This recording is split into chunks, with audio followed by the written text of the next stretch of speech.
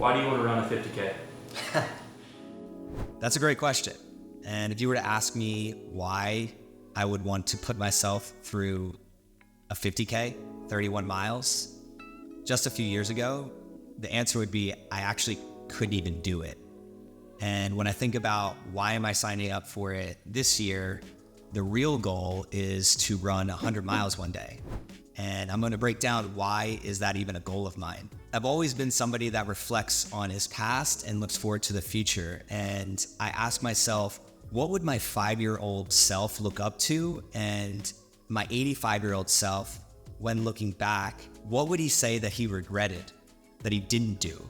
And when I think of 100 miles, I've watched more than a few people over the past couple of years take on the 100 miles. And when I look at it, it just looked really freaking hard and it almost broke them. And some of the best runners in the world, it does break them. And that challenge, that ability to conquer something that not many people on earth can do is something that I want to step up to the plate and take on. I also feel as if it's a disservice for me not to take on challenges like this. I have an able body, I have an able mind and spirit. The only way to continue to create new experiences and new challenges and learn new skills is to take on feats like this. Now, from a practical standpoint, 50K is 31 miles, and that's essentially 1/3 of 100 miles. So in the next couple years, I'm going to slowly work my way up towards that, but the focus right now is just that 50K.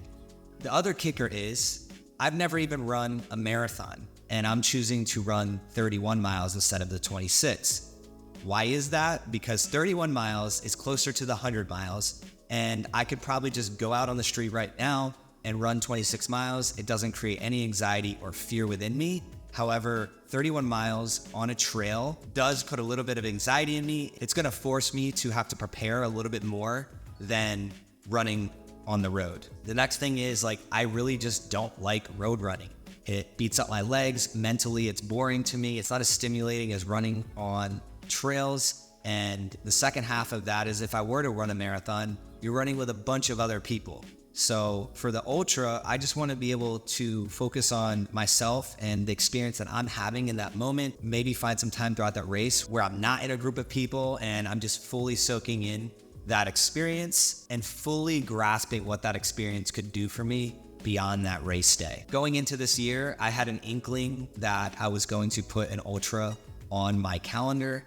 And when thinking about challenging things and doing hard things, I'm the type of person that kind of just acts first and then thinks second. What I mean by that is putting the thing on the calendar before having a full game plan or understanding what it's really going to take to do that. A great example of this is the longest I've ever actually ran in total in a day is probably about 27 miles. And that was when I was a part of the Roan Relay team running from LA to San Diego. I got asked to do that probably a month or two prior to that happening. And I went out there and had an amazing experience. So I really lean into that, put the thing on the calendar and then think about what is it gonna actually take to do that. So for this race specifically, how did I hear about where I'm actually gonna be racing, which is Lake Norman, North Carolina? Back on January 16th of this year, I had my buddy Jeff Agustinelli on my podcast, and I had asked him what was his first ultra race. And he mentioned Lake Norman in North Carolina.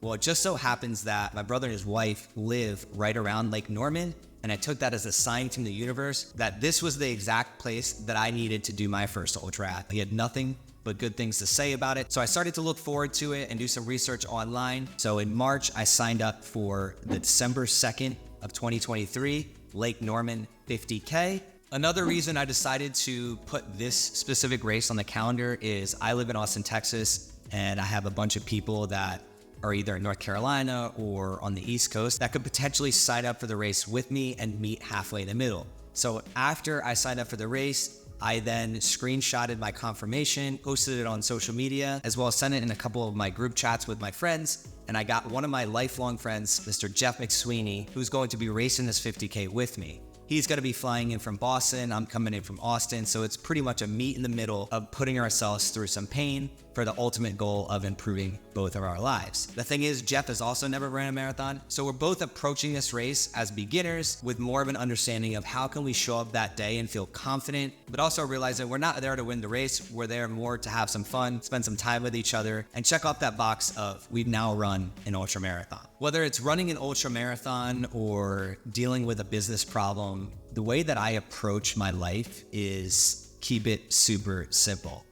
Most of the things that we want in life or the things that we're working to achieve, somebody else has probably done it before, and I'm not here to recreate the wheel. So when it comes to training for this ultra marathon, the things I've already started to do is look up other ultra marathoners on YouTube, on Instagram, learn from them, look up the average conditions during the Lake Norman 50K, which seems to be like mid 50s during the day, mid 30s at night. These are some of the things that I'm really taking my time to look into and understand, as well as what am I wearing during that day, depending on the temperature, what type of nutritional intake am I going to have to abide by to make sure that I'm optimal. In my case, what type of media equipment do I want to bring that day to tell this story? As I mentioned, keep it super simple. When I'm thinking running, I'm going to think, what is going to help my mindset first? Anybody that runs knows that after a certain threshold of miles, it really becomes mental. So my programming is really going to not only push the mileage, but what can I throw in there that's going to cause a bit of pain, and having me ask myself, should I give up at this point? So what that could potentially look like is I've done workouts in 100-degree heat where I don't necessarily need to be running. How can those workouts then be integrated into all my daily runs and in environments that are going to challenge me to get to the next level, so that when I show up on the day of the race, I feel calm, cool, and collected, as if like 31 miles is not causing me any anxiety at all. I just need to stick to the game plan and I'm going to come out a happy camper. The second thing that I personally really need to focus on is my nutrition. Because I have celiac disease and other stomach issues, I want to set myself up for success so the day of the race, I don't have any issues whatsoever with what I'm putting in my body. So that means I can't be putting in random things on the day of. A lot of other racers will go out there and they can crush donuts, pizzas, whatever, soda, and it doesn't really have an impact on them. I cannot do that. So what that means is I'm going to have to go on some 10, 15, 20 mile runs and bring a variety of different things with me and see what sits well with me. Fortunately, but unfortunately, my buddy Jeff also struggles with an autoimmune gut disease. So we're both in the same camp of having to try different products, and we've already started talking about the different things that we can be using during our longer runs. The third thing that's going to come into play for me to maximize my ability to do this race is really just miles on legs. There's no ifs, ands, or buts about it. When you're talking about running 31 miles in one go, my body needs to be primed and my legs really need to be strong enough to endure those 31 miles, especially with the fact that this race is 1,800 meters in elevation and it's 95% on a trail. So when it comes to my training here in Austin, Texas, I can't just continue to run around the neighborhoods. I'm gonna have to start spending some time and energy driving to other locations where I'm running 10, 15, 20 miles on a trail to start getting my body adapted to what December 2nd is going to look like. This type of methodology applies to anything else in life.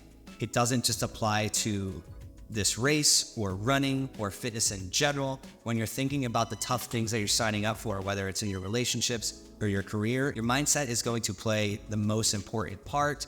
What you're putting in your body and how you're feeling and how you're showing up every day really truly matters. And then if you think about miles and legs in every other area of your life, reps, just getting those reps in, no matter what you're doing, is really what's going to set you up for success. Even if I do all three of those, if I miss out on this last piece, I might not actually make it to race day. And what I mean by that is I really need to heavily focus on my sleep and my recovery. So making sure that I continue to do the sauna, the ice, the red light, making sure that I continue to get quality sleep and all the things that I do on a daily basis to get that quality sleep, and reducing my amount of stress in other areas of my life so that when I'm training, that type of stress, that acute stress, I can take on without burning my body and my mind out. Because what I don't want to happen is all the training I'm doing for this ultra marathon stressing me out and then bleeding over into the other areas of my life.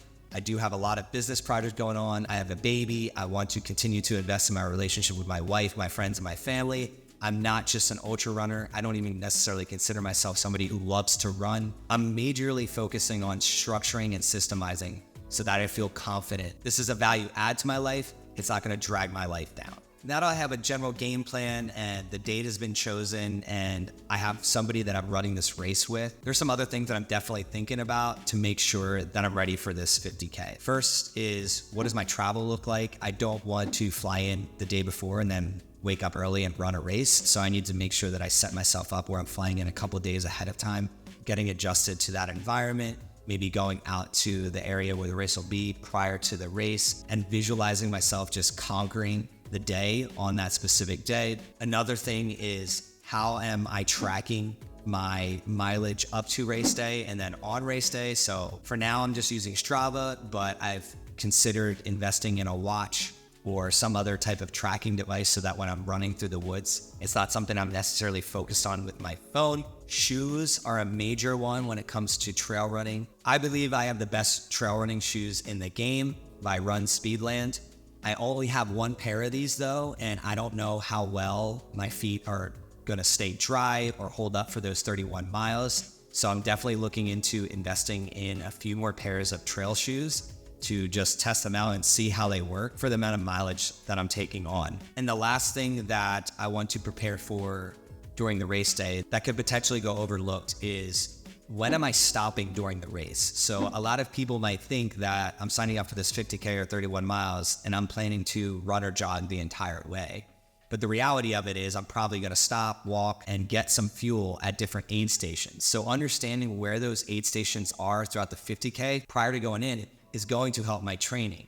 Because if I know that there's an aid station at, let's say, mile 18, prior to that, I need to understand, how do I run 18 miles effectively before that aid station? How long am I going to be staying at that aid station? What type of fuel am I going to be putting in my body? What am I feeling like? Am I going to have to use the restroom? What are some things that I could prepare for in my training so that on game day, it's just flow state. It's just happening. I'm not worried about it. I'm not stressed about it. And I can fully be present, because that's truly what this race is about. When you're running 31 miles, that's going to be what you're thinking about. There's going to be an immense feeling of, this is where I'm at in the world right now. Your heart's going to be beating, your lungs are going to be pumping, and sweat's going to be dripping down. And that's really what I sign up for when I do these things, is to just feel freaking alive, to thrive on life. I'm really looking forward to becoming a new person throughout this process of training, going through it with my buddy Jeff, and then all the other things that I'm going to learn along the way. So I look forward to continuing to share this story and the things that I learned and the results of this race. If you or somebody you know would love to join in on the 50K at Lake Norman on December 2nd, I'd love to see you there. Please connect with me. I'm also going to be making videos on my training and programming, my nutrition, the day of the race, and then as well as a recap of the Lake Norman 50K Ultra and what my next challenge will be. In the meantime, if there's one thing that you can do for me, and it's really just for you, it's find somewhere on the calendar to plug in a date of something that you can do to challenge yourself and move your life to the next level.